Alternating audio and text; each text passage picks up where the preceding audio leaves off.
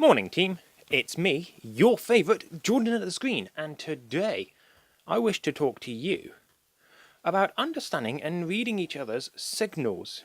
You know what I mean, you're at a bar or restaurant with somebody, you think things are going alright, you're having a couple of drinks, and they put their hand on your leg. Now the question is, how much sexual intention does that show? Is the person interested in you? And by you sitting there, letting them put their hand on your leg, are you in return expressing sexual intention? That is the question.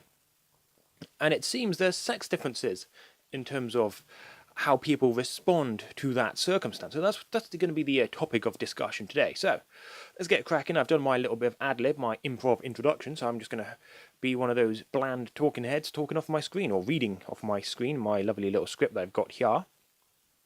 And so let's start by mentioning all this recent furore, around consent and this so-called rape culture, as it were. How many of these crossed wires and sexual/romantic faux pas are the fault of men? Well, according to a recent study, men and women can both be held equally accountable for giving and reading the wrong signals, resulting in miscommunication, and therefore a touch on the knee or an attempt at a kiss when one isn't wanted.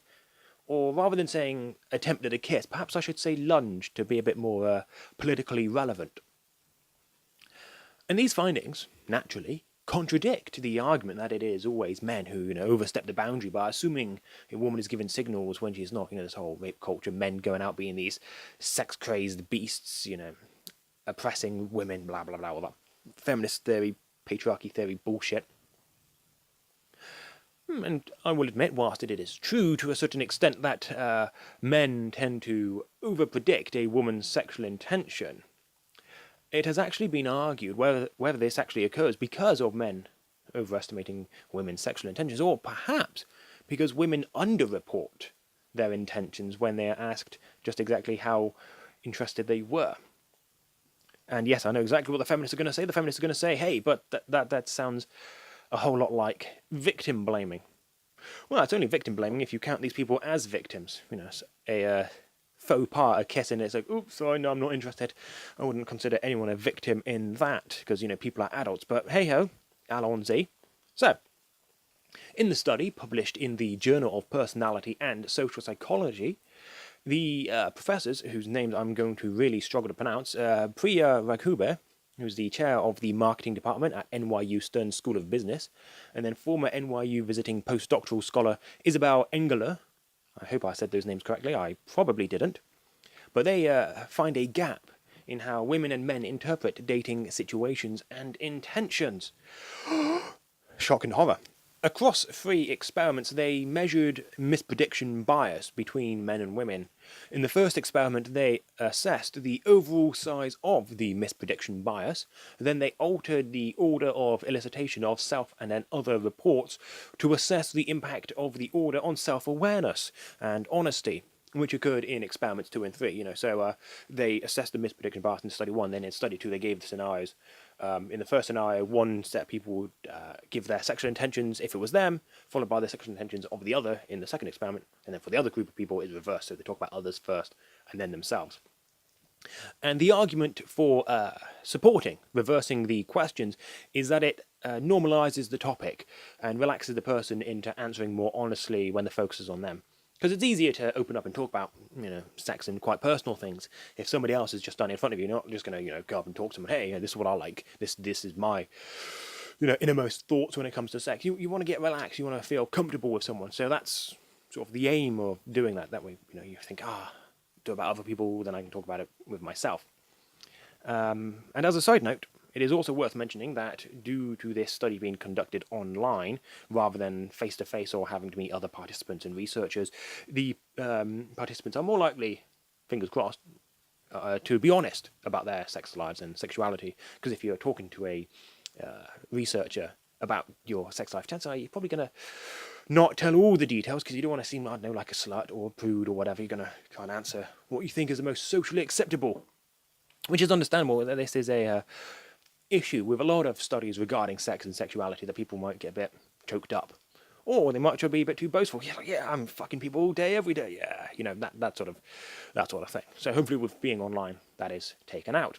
Anyway, I'm digressing from my script. I need to get back to the words are right here in the screen in front of me. So, some of the participants were presented with several scenarios and were asked what their sexual intent would be if they were acting out those scenarios in real life, and then the sexual intent of others if they were in the same situation, which is what I just described in my little tangent. And so, in line with previous research, the authors found that women's ratings of their own sexual intentions were 23% lower than men's average estimates of female intent based on the same behaviours and comments. As what was said earlier, with previous research finding that men tend to overestimate women's sexual intention, and I could go into the history of that, about why that has evolved, but I'm not going to. I'm just going to talk about the study today. However, for the other participants, this is where the effect is a bit softened, let's say. For the other participants, the order was switched such that they first estimated other people's sexual interest based on the scenarios, then asked to give their own intentions based on the same set of behaviours.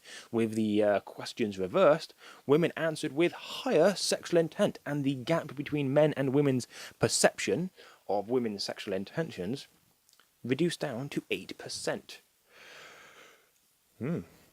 Underreporting, eh?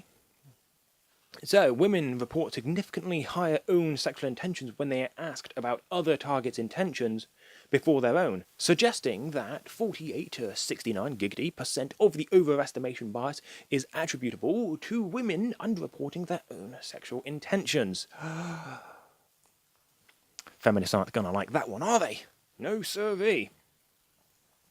And for the reverse, men's and women's interpretations of men's sexual intent, the authors found with the standard question sequence that women overestimate male sexual intentions.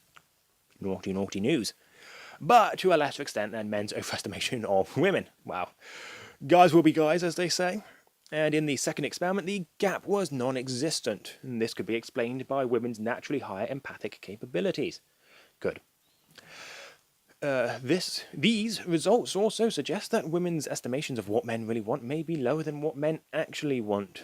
This result, again, comes to no one's surprise.